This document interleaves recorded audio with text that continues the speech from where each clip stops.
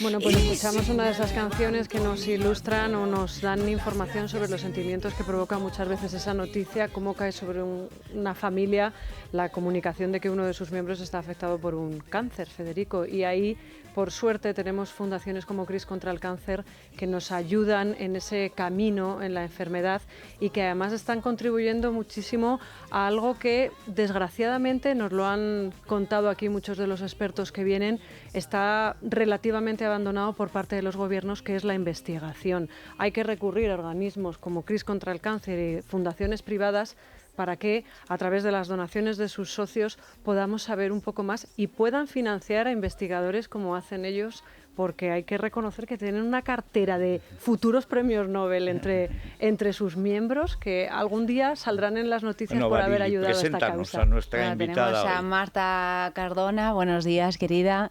Buenos días. Directora de la Fundación CRIS contra el Cáncer, como nos estaba contando Isabel. Y bueno, primera pregunta, en efecto, pues la importancia de esta fundación, ¿no? Porque muchas veces vemos que en España, concretamente en España, porque vamos a hablar de lo que ocurre en nuestro país, es fundamental la ayuda del sector privado para, pues eso, algo tan importante como es la investigación. Es algo que se lleva denunciando muchísimo, desde hace muchísimo tiempo, cómo todos nuestros talentos se marchan a Estados Unidos o a otros países porque aquí realmente no hay dinero para investigar. Y gracias a CRIS contra el Cáncer sí lo estáis consiguiendo.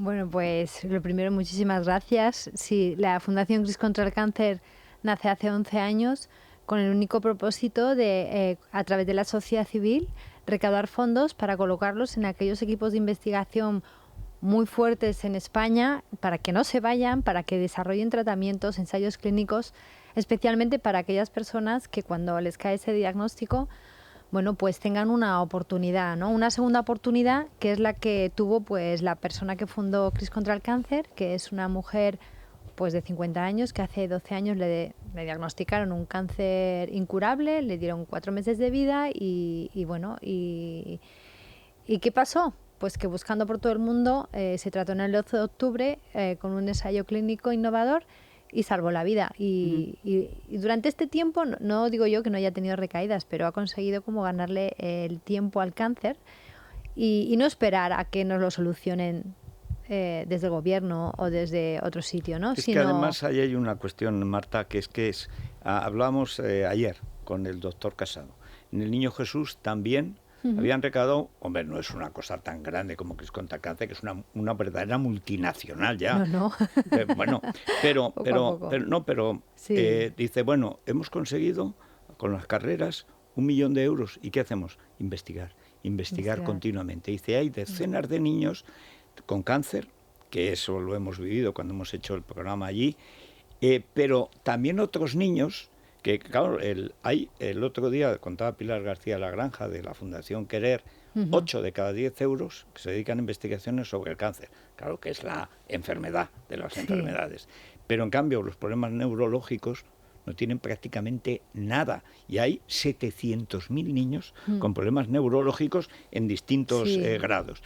Y sin embargo, la cantidad de fundaciones que están haciendo y trabajando y además consiguiendo resultados, porque lo interesante es que hay una capacidad científica en España que mucha gente no se imagina. Y evitar la fuga de talentos. Claro, para nosotros es fundamental evitar la fuga de talentos y financiar a largo plazo los proyectos de estos investigadores que, por supuesto, estamos tanto en investigaciones de niños como de adultos. Y en este sentido, nuestra forma de trabajar, como empezamos y como la gente nos ha querido apoyar, es, vale, tenemos hospitales, están los médicos que son sobre todo asistenciales, pero esos médicos, si tú les das un equipo de profesionales científicos que consiguen a aquellas personas, al 20% de los niños que no recuperan con un tratamiento convencional o al 55% de adultos que no, buscarle un tratamiento específico a través de las nuevas vías, que es la inmunología en la medida que se pueda, terapia celular o búsqueda a veces de fármacos que puedan ir directamente a su diana. Y en este caso, en el caso del cáncer infantil, en la unidad de La Paz que tenemos, eso es lo que hacemos. O sea, niños que vienen incluso de hospitales de referencia que ya pues han Sí, que los dan agotado por las nada, que no hay manera. posibilidades, pues intentamos hacer un fast track que se llama, que es no tenemos tiempo, entonces pues el genetista, el inmunólogo, el big data, todo, intentamos buscar esos, a través de los millones de datos, dónde nos podemos colar. Y aquí hay por ejemplo, un ejemplo que fue increíble hace poco, que nos dimos cuenta que había un tipo de enfermedad que cuando los niños nacen con eso, de bebés, pues hay que amputar porque no hay manera de quitar ese cáncer. Y en el caso de Daniela, que se llamaba, pues lo tenía en el estómago y no era posible. Entonces, buscando, vieron que había un fármaco que no estaba aprobado en España, pero sí en Europa, y para adulto, que a lo mejor, que era un jarabe, que a lo mejor, bueno, pues estuvieron una contrarreloj consiguiendo los permisos, que eso es otro, porque además llevan muchísima gestión. Burocracia, claro. Y al final llegó. La niña está perfecta, ha cumplido ya 2 años. Pero esto lo vemos mucho. Yo quiero decir que con tan solo leer el periódico podemos ver que el cáncer, los estudios contra el cáncer están en un momento dorado. Es decir, que cada mes, cada semana se leen noticias que dices, bueno, pues unos señores han descubierto aquí esto, han descubierto lo otro, han curado lo otro. Realmente se está acelerando. Se está acelerando los estudios para combatir Marta? la enfermedad. Bueno, eso se debe, yo creo que todo el desarrollo de la tecnología, todo el desarrollo, o sea, va ayudando, porque imaginaros antes para leer millones de datos era casi imposible, pero todo el tema de que está viniendo... Los ordenadores que decías, lo del Big Data, claro, es que la cantidad de recoger material de todo el mundo que hay ahora y procesarlo... Y luego incluso... Y cruzarlo todo y entenderlo. Y además casi automáticamente. Claro, ¿no? Lo que pasa es que es cierto que cada persona que tiene cáncer es diferente, por eso es tan difícil el cáncer, porque no es una enfermedad, son 200 y en cada persona depende. Hay gente que es muy buena con la quimioterapia, gente que es totalmente resistente, etcétera. De hecho, en cáncer de mama, que estamos ahora en este mes, pues nosotros hacemos trabajos de investigación sobre qué pasa cuando una mujer que va bien de repente se hace resistente, o por qué sucede la metástasis, cómo hay que frenarla, ¿no? Bueno, pues todo esto es investigación que al final es salvar vidas. Y bueno, y en el caso de cáncer infantil es cierto que es minoritario en relación al cáncer de adulto, pero tenemos que ser conscientes de que en España, en nuestro país, muere un niño de cáncer al día. Y eso es una realidad, ¿no? Y es cierto que hay muchísimas cosas que yo creo que desde la sociedad civil tenemos que intentar pues acompañar e impulsar y desarrollar y ahí poner los recursos donde realmente son importantes. Es casi solos, de todas formas, quitando a todos esos asociados y todas esas personas que donamos, los socios, ¿no? Sois 55.000. Bueno, son 60.000. 60.000, bueno, fíjate. Y después del programa de hoy, 70.000, seguro. Las administraciones... Pues con las administraciones tenemos que colaborar ayudan? mucho, porque lo que intentamos es poder colocar estos equipos de investigación en estos hospitales públicos donde existan estas unidades que den esa atención, medicina personalizada a estos... O sea que en realidad vais como si dijéramos con los hombres de Harrelson, con los geos, digamos, científicos, para ayudar al médico que ya está allí, que ya está con un niño enfermo, o con un mayor, o con una mujer a la que no le funciona la medicación, para decir, bueno, vamos a ver qué podemos hacer en este caso. Efectivamente, de hecho, el primer proyecto que empezamos fue en el 12 de octubre con un hematólogo, que ahora es el jefe de servicio de hematología, Joaquín Martínez, que era el médico de Lola, la persona que funda CRIS. Y increíble, ¿no? O sea, pusimos esa unidad en marcha. Ha sido un polo de atracción de muchísimos fondos, porque le proporcionamos una estructura que él pudo atraer muchísimas más colaboraciones, y actualmente tiene abierto pues como 200 ensayos clínicos a estas personas de mielomas, leucemias, de hematología. Páncreas, sois arriesgados, que es uno de esos cánceres. Bueno, páncreas, esta unidad es de hematología. El páncreas tenemos la línea con Mariano Barbacid, que está descubriendo cosas bastante interesantes y que se está acelerando después de tantas decenas de... Sí, porque al final... Después de tanto parón. Pero Marta, tú que tienes esa experiencia, ¿se da el caso también de que de pronto lo que parecía que avanzaba lentamente o no avanzaba, de pronto hay un día en que ¡paf!, Sí. O bien alguien descubre algo, o bien ese proceso de pronto ¡paf! Se acelera y en muy poco tiempo lo que parecía imposible se hace. Sí, eso está sucediendo. Lo que ocurre es que tenemos que también ser ágiles, y ahí sí que es importante que nos pongamos las pilas para el tema de la burocracia, para el tema de tener los tratamientos que tienen en Europa, tenerlos aquí en el mismo momento. Pero vamos, en cierto modo sí que nos damos cuenta que la atención en España es buena, a nivel de tratamiento es buena, pero la parte de investigación es la que tenemos que empezar a empujar. Y yo creo que tenemos tantos socios porque la gente se da cuenta, porque se lo explicas. Hombre, claro. La investigación no es etérea, no es un lujo, no es una cosa, es y algo necesario que lo puedes ver en los hospitales públicos, porque además, aparte de hospitales, también financiamos equipos científicos completos de gente joven que ya